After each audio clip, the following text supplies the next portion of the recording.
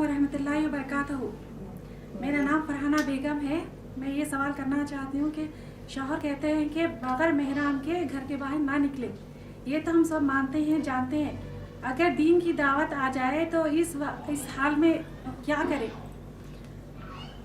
वालेकुम सलाम वरहमतुल्लाहि वबरकातुहू। बहन ने सवाल किया कि जब उनके शौहर ने बताया कि हदीस के मुताबिक, अल्लाह के नबी सल्लल्लाहु अलैहि वसल्लम की हदीस के मुताबिक औरत घर से बाहर बगैर महरम के नहीं निकल सकती, तो लिहाजा दीन की दावत के लिए, दीन की तालीमात, जिस तरह आप लोग यहाँ आ रही हैं या कहीं भी आप दीन की माशाल्लाह तालीम हासिल करने को जा रही हैं, तो वहाँ पर क्या फिर बगैर महरम के हमको जाना चाहिए या नहीं? यही आपका सवाल है बहन। देखिए, सबसे पहले अल्लाह सुब्हान ताला ने हमारे लिए कुरान में अल्लाह के नबी सल्लल्लाहु अलैहि वसल्लम की अहादीस को हम इतनी बड़ी तरजीह क्यों देते हैं?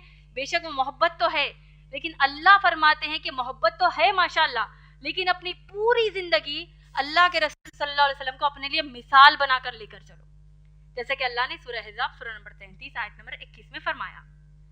अब अल्लाह के नबी सल्लल्लाहु अलैहि वसल्लम ने इस हदीस के बारे में क्या कहा, यानी औरत के घर से बाहर निकलने के बारे में, महरम के साथ जाने के, उसमें अल्लाह के रसूल सल्लल्लाहु अलैहि वसल्लम ने हदीस मुबारका में जो फरमाया कि औरत जब घर से बाहर अपने इलाके से निकलती है, सफर की नीयत से निकलती है, जब वो सफर करने के लिए घर से निकलती है, तब अल्लाह के नबी सल्लल्लाहु अलैहि वसल्लम ने महरम रहने के लिए कहा है, उसके साथ महरम होना चाहिए।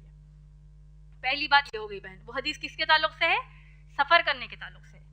तो पहले आप अपने शौहर को इंशाल्लाह कहिए कि आप उनसे गुजारिश कीजिए कि वो दलील पेश करें कि दीन इस्लाम को सीखने के लिए महरम की जरूरत है औरत के लिए। पहली चीज, पहली हदीस मैंने आपको बता दी।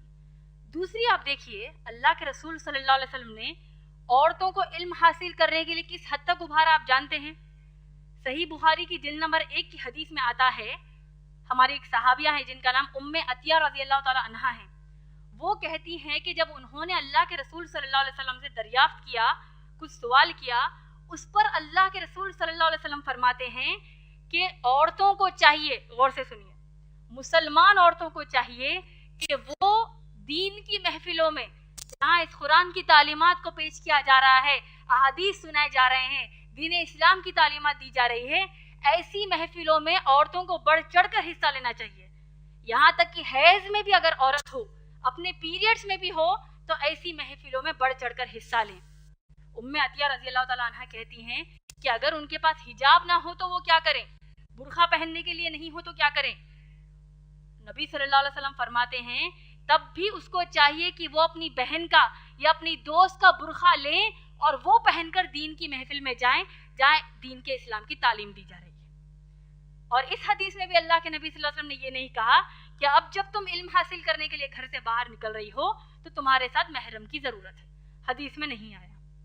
और देखिए अल्लाह के रसूल सल्लल्लाहु अलैहि वसल्लम ने इब्ने माजा की हदीस जिल्द नंबर 1 हदीस नंबर 224 में क्या फरमाया कि इल्म हासिल करना हर मुसलमान मर्द और औरत पर फर्ज है।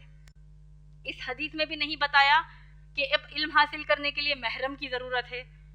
तो लिहाजा बहन, इन हदीस से हमको वाज़े हो गया।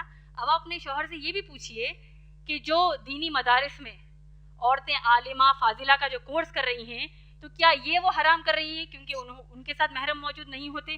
तो क्या ये भी वो हराम कर रही हैं? कि आप इनसे पूछ लीजिए।